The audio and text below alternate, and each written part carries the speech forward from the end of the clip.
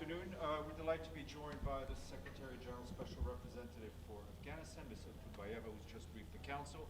I think, sorry, I'm just going to lower the microphone a little bit. I think we'll go straight to questions, given that you've already heard.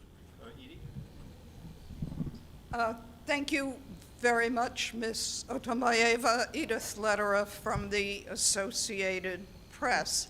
Sima Bahous, the head of UN Women, asked the Security Council to support the idea of declaring that the Taliban are committing gender apartheid. Is this something that you support? Do you think this would or could make a difference? No, idea is very strong, but in the circumstance of Afghanistan, we'll continue to follow and observe the situation with regard of women persecution, and will certainly inform the world about what's going on. But I do know that still this is idea which is in establishment, it's in progress. And let us a bit follow how it will go. It's not necessary for me first to announce that we are for this idea.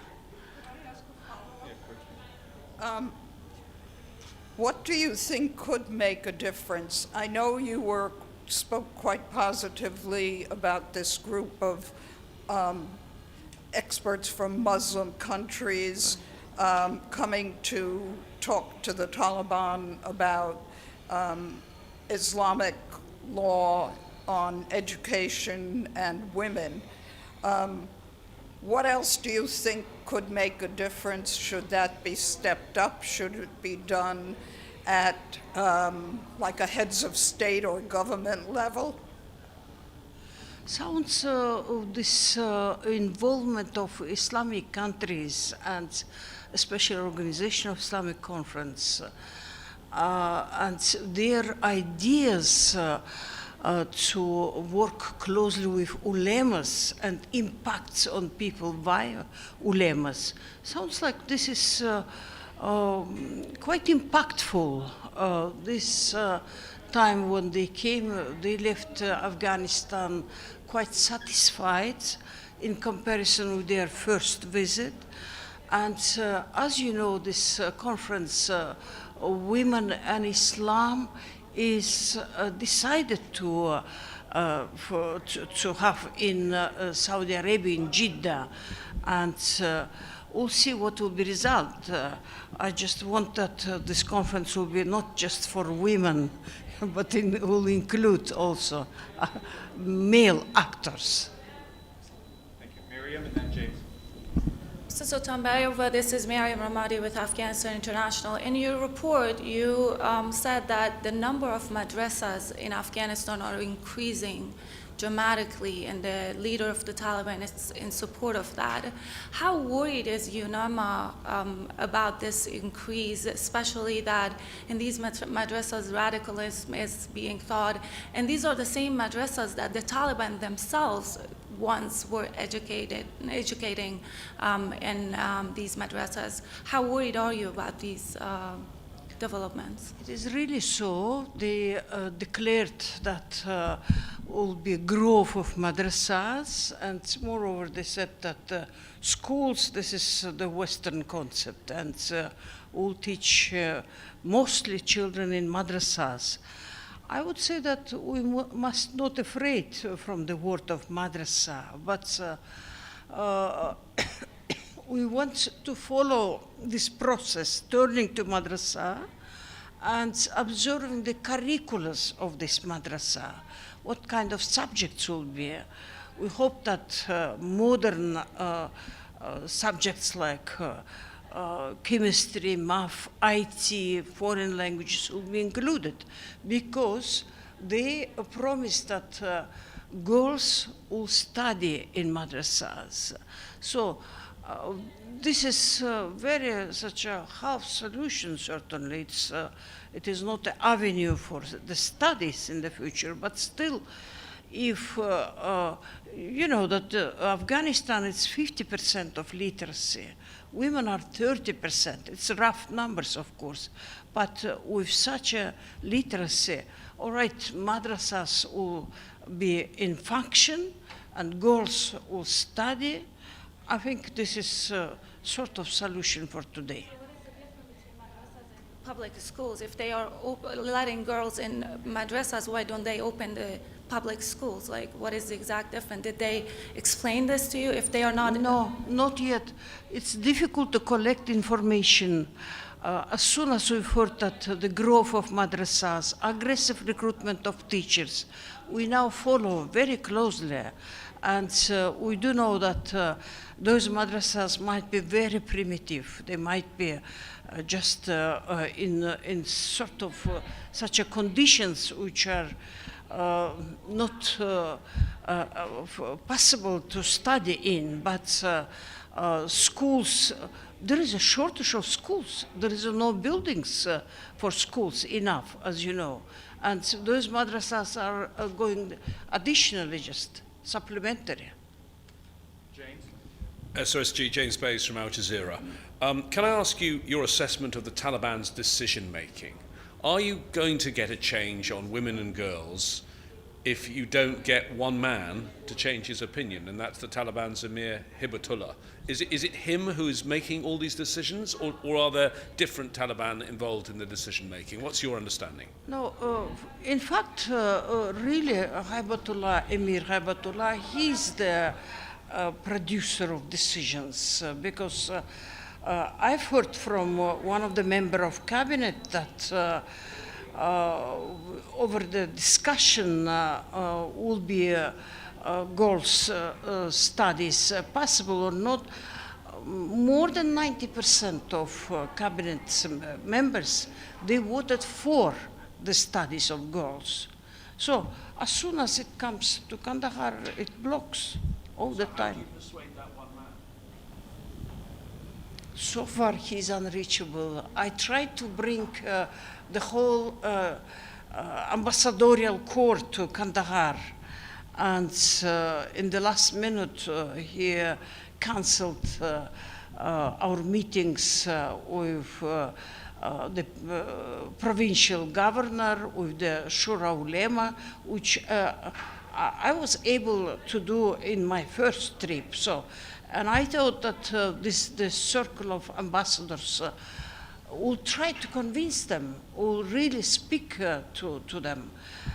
Okay, for Emir is really unreachable, but Shura Ulema, provincial governor, was still sort of reachable.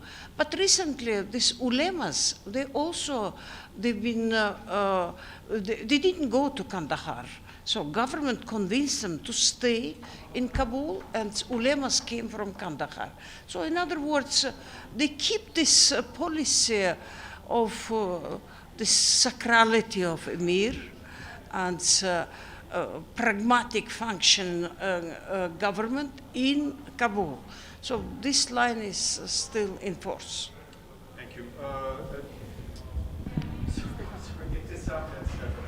Hi, my name is Ibtisam Azim Al Arabi Al Jadid newspaper. Just a quick follow-up, just a quick question on the economic situation there, and if you have any steps you believe that the international community should do. I know you have been talking about this in different occasions, but what do you want to see happening next to improve the situation and maybe make Afghanis less dependent on humanitarian aid? Thank you. On the 30th of October, I will launch a microfinance event. We do not call summit, it's just a big event. And I hope, and we have on the board the World Bank, European Union, dozens of UN organizations. And I hope that instead of 3 microfinancial organizations, which we have today, we'll have dozens because look, we can't fit so many people, of course. This is the largest humanitarian crisis. Last year it was 23 million, now it dropped up to the 3 million. We have means only for this amount of people. But this microfinancing, which I am very deep believer of this tool, it will give means to every family, every woman, and it will help somehow sustain this over this winter. At the same time, economical situation, it's quite stable. It is, if you wonder, but they really work hard.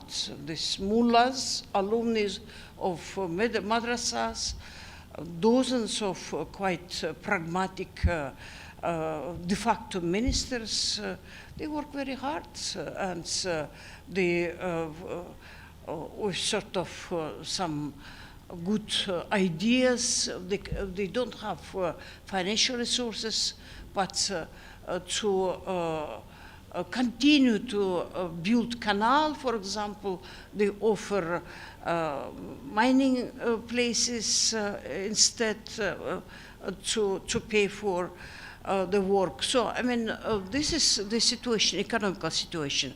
Banking system is weak, very weak, but now we are working to do the analysis of the banking system, because if investors want to come, then they need certainly banks. And I hope that we would be able to give them a better, clearer picture about this. And we are better organized now in Kabul, I would say. We are working with all embassies to study, to learn more about the situation, and as soon as countries have better picture, then they can respond better. Thank you, Stefano, and then we'll take that's the last question. Stefano Vaccara, La Voce di New York. Thank you, madam. What you would say to the women and girls of Afghanistan that would like to leave, that would like to leave the country now? What is your advice for them, and how the UN is going to help them to leave? They would like what? To leave the country, to escape. How would you help them? And there is a Security Council resolution, the first one that was passed after the Taliban got power, that indicates that the Taliban have to let anyone, any civilian that wants to leave Afghanistan, they had to let them go. They're leaving, but with all the means which possible, but it's not easy also, as I understand. What I will tell them, look, there are still about 20 million women live in Afghanistan. So, and it's agrarian country where they live in the countryside. Of course, there are cities. Kabul is about 6 million now population. And in Kabul, there are a lot of course, women. And we are trying to build private entrepreneurship among women, business entrepreneurship. So, and what I want to tell you that, of course, they are desperate. It is impossible situation. Look, normal people like all of us, you can't go there and here, and for moms to take children to bath, it is impossible in the country where water is scarce. But at the same time, I do believe, I met with many women, very adamant, very strong. They work there, they stay there, and we do know that, look, in the country, women themselves, they should consolidate, they should organize better, they should really sustain. That's the situation. Follow up, but if you were a woman of Afghanistan today, would you leave? No, I'll stay. Thank you very much. Thank you.